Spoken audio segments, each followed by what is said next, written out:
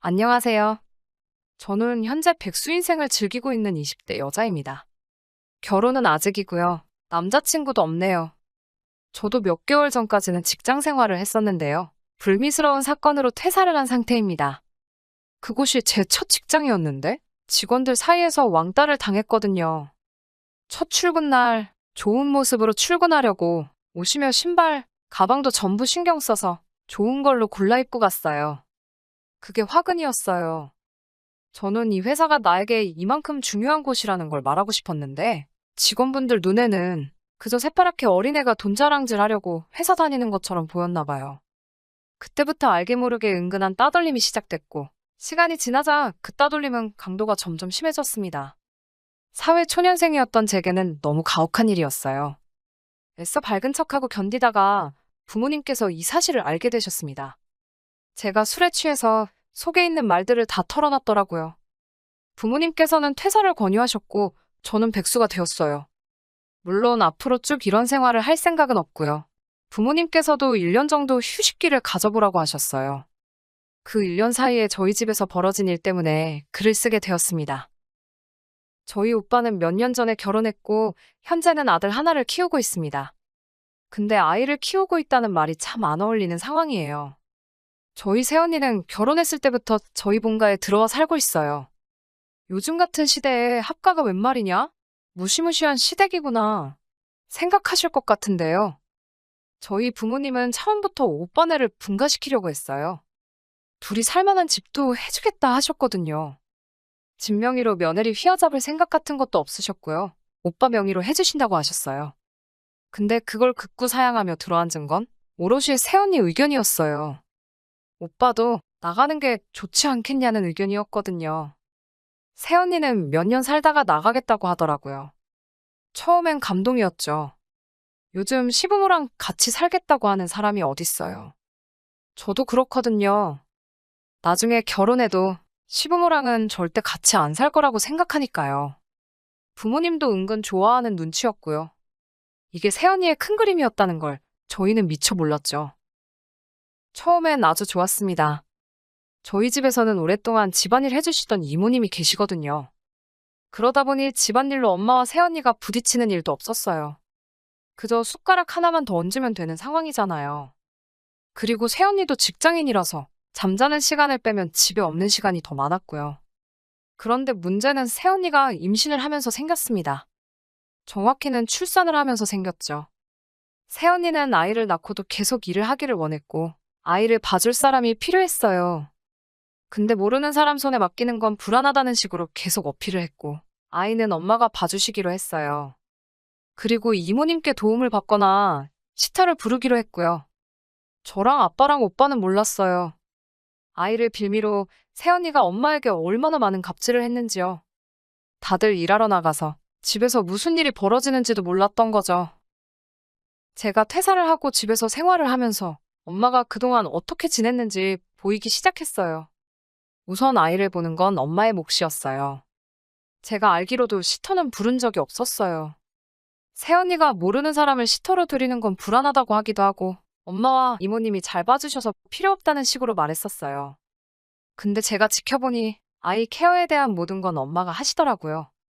이모님은 급할 때 조금 도와주시는 정도였고요. 처음엔 이모님과의 문제라고 생각했어요. 이모님도 아이 케어가 주 업무가 아니다 보니 하기 싫으실 수도 있죠. 저희가 잘 챙겨드린다고는 하지만 그건 저희만의 입장이었으니까요. 가족같이 편하게 지내던 이모님이라 제가 따로 말씀을 드렸어요. 이모, 저희 엄마가 손주 보실 때 조금 더 도와주시면 안 될까요?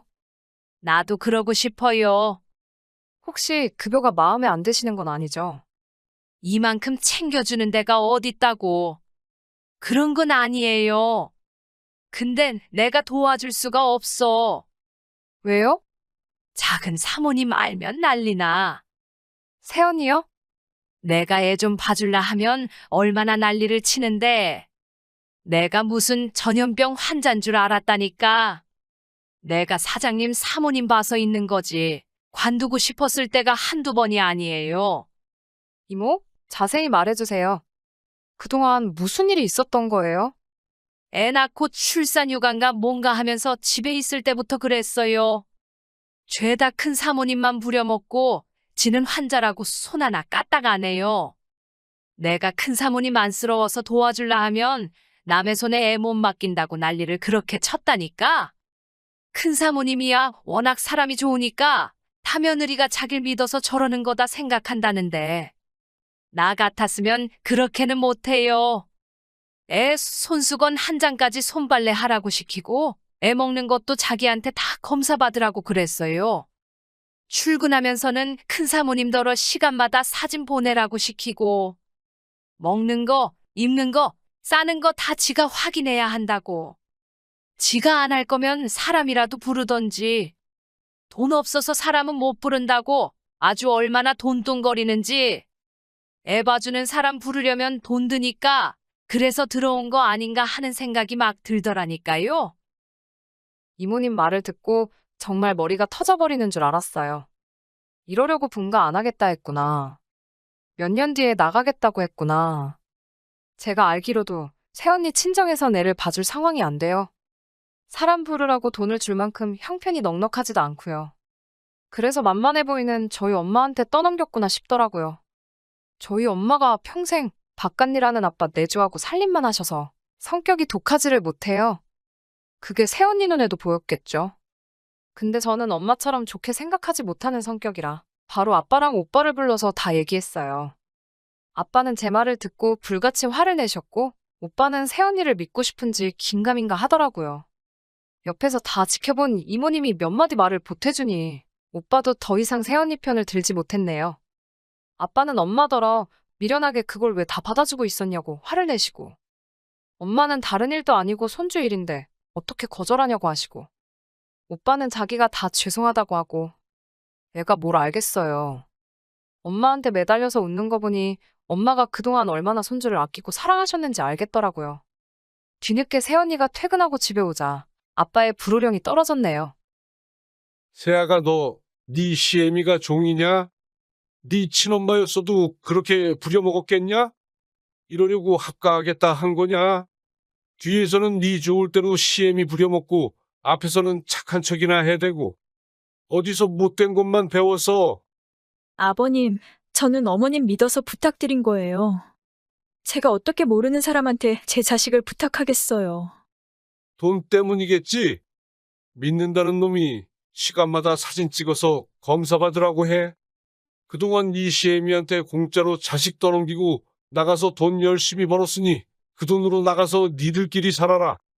그럼 저희 분가할 때 지원해 주시기로 한 거, 그거 지금 해주시는 거예요? 시애미 부려먹은 건 계산이 안 되냐?